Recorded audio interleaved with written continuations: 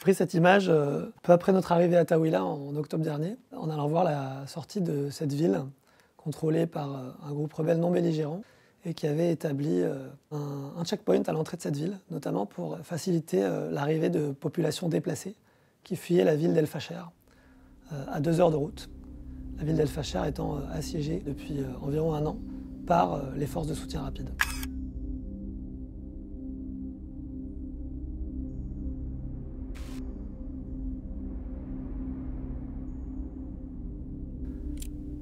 Ils arrivaient par toutes sortes de moyens de déplacement, les plus riches avec leur voiture, et les plus pauvres à pied, en mettant plusieurs heures, voire 2 jours. Bien sûr, beaucoup de déplacés fuient El Fasher, mais le phénomène du déplacement de population dans cette guerre au Soudan est massif. On considère que c'est la plus grave crise de déplacement au monde, avec plus de 10 millions de personnes qui se sont déplacées à l'intérieur du Soudan et plus de 2 millions qui ont fui dans les pays voisins. Même si le Soudan a une longue histoire de déplacement de population liée au conflit, c'est quand même du jamais vu.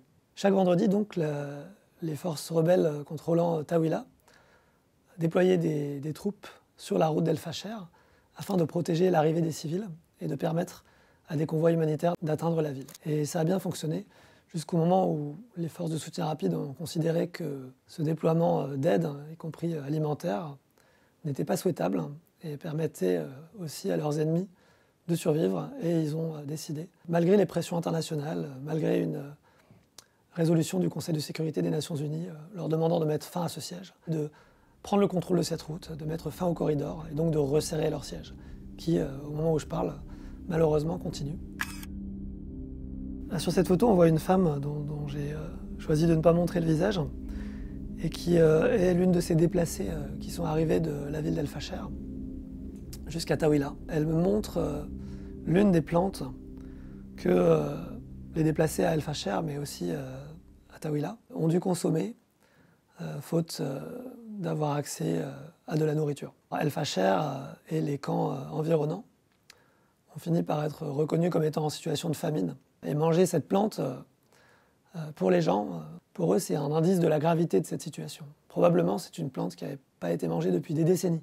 Peut-être depuis l'époque, en particulier les années 80, où il y a eu des grandes famines dans tout le Sahel, dans toute la Corne de l'Afrique, mais qui ont particulièrement touché le Darfour. Par la suite, le resserrement du siège et des attaques directes sur le camp de Zabzam nous ont obligés à fermer nos programmes, notamment notre programme nutritionnel qui venait en aide à plusieurs milliers d'enfants dénutris. Et donc, aujourd'hui, on manque terriblement de données, mais on ne peut que penser que ça a pu encore s'aggraver. C'est une image que j'ai prise dans un camp de déplacés proche d'El Geneina, pas loin de la frontière du Tchad, quelques mois avant la guerre. Et en fait, cette image de destruction, je dirais qu'elle aurait pu avoir été prise, y compris à cet endroit-là, il y a 20 ans, juste avant la guerre ou aujourd'hui. Parce que ce type de destruction de villages a eu lieu constamment au Darfour, particulièrement dans cette région-là, où la population indigène, la communauté massalite, a été prise pour cible par des milices arabes, convoitant leurs terres, et souvent loin des caméras, de manière invisible. À l'époque où j'ai pris cette photo, donc, le Soudan était en principe sous un gouvernement de transition civile et démocratique, mais ce gouvernement était focalisé sur les problèmes politiques de la capitale et se désintéressait complètement du Darfour, où il y avait pourtant déjà des attaques. Quand la guerre a commencé, ces attaques n'ont fait qu'empirer, si bien que quelques mois après le début du conflit, lors de 2 épisodes en juin 2023 et novembre 2023, la presque quasi-totalité de la communauté massalite a été soit tuée, en particulier les hommes, soit a dû fuir vers le Tchad. L'essentiel de cette communauté aujourd'hui ne vit plus sur ses terres d'origine au Soudan, mais vit dans des camps de réfugiés au Tchad. C'est quand même un changement extrêmement brutal. Une des dimensions de ce conflit, en dehors de l'affrontement politique pour le pouvoir, est que les premières victimes ont été des populations civiles et qu'il y a eu, en particulier El Geneina, des formes de ciblage ethnique qui pouvaient faire redouter qu'au Darfour notamment, ce genre de violence soit amené à se reproduire. J'ai été frappé par le fait que ce cimetière, quand on me l'a fait visiter, était un véritable résumé de l'histoire de cette ville qui est, parmi d'autres, mais tout particulièrement une des villes martyres du Darfour. Depuis 20 ans, elle a connu une série d'attaques qui n'ont quasiment jamais cessé. En parcourant le cimetière, on voit d'abord les premières victimes d'une attaque qui remonte à il y a 20 ans par les milices arabes janjaouides soutenues par le gouvernement de l'époque, qui est l'une des attaques les plus connues au Darfour comme étant particulièrement violente. Et puis, par la suite, en continuant à progresser dans le temps, on voit d'autres tombes qui remontent d'attaques moins connues, qui ont eu lieu dans les années 2008-2010. Et puis finalement, on arrive aux tombes qui datent de la Nouvelle Guerre.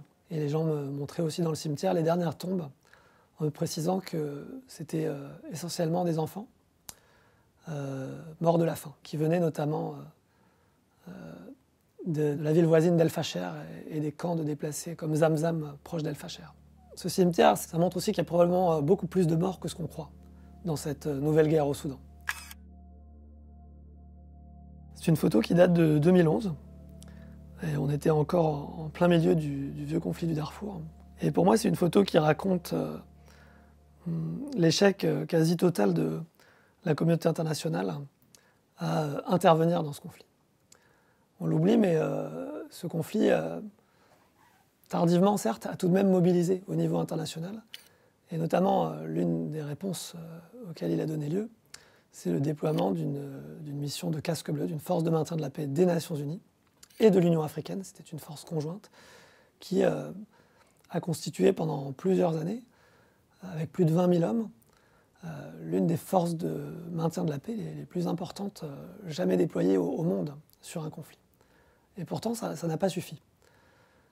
Très vite, ces casques bleus se sont révélés incapables d'intervenir, incapables de répondre, voire de répliquer aux belligérants, parfois même quand eux-mêmes ils étaient attaqués.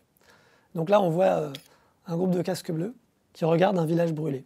Un village brûlé, depuis 2003, il y en a eu de manière continue dans l'ensemble du Darfour. Et trop souvent, malheureusement, les casques bleus en étaient réduits à regarder sans rien faire. Donc aujourd'hui, ça peut expliquer la frilosité et le peu d'appétit de la communauté internationale pour revenir de nouveau dans ce contexte qui n'a pas été un vrai succès, et alors même que les besoins sont les mêmes, voire plus importants. C'est-à-dire que comme auparavant, les gens ont besoin bien sûr d'aide humanitaire, mais aussi de protection contre des menaces directes, y compris des risques dans certains endroits de nettoyage ethnique. Aujourd'hui, beaucoup de la violence se déroule sans aucun témoin. Et on ne saura peut-être jamais ce qui s'est passé exactement, qui est mort, où et pourquoi. Comme par le passé aussi, on a besoin des Nations Unies, non seulement pour protéger, mais aussi parce qu'il reste l'un des principaux acteurs capables de délivrer une aide humanitaire massive à une population aujourd'hui qui a des besoins massifs, comme jamais on a vu auparavant, notamment en termes d'aide alimentaire. Et même si les ONG ou quelques-unes d'entre elles sont présentes, elles ne peuvent pas tout faire.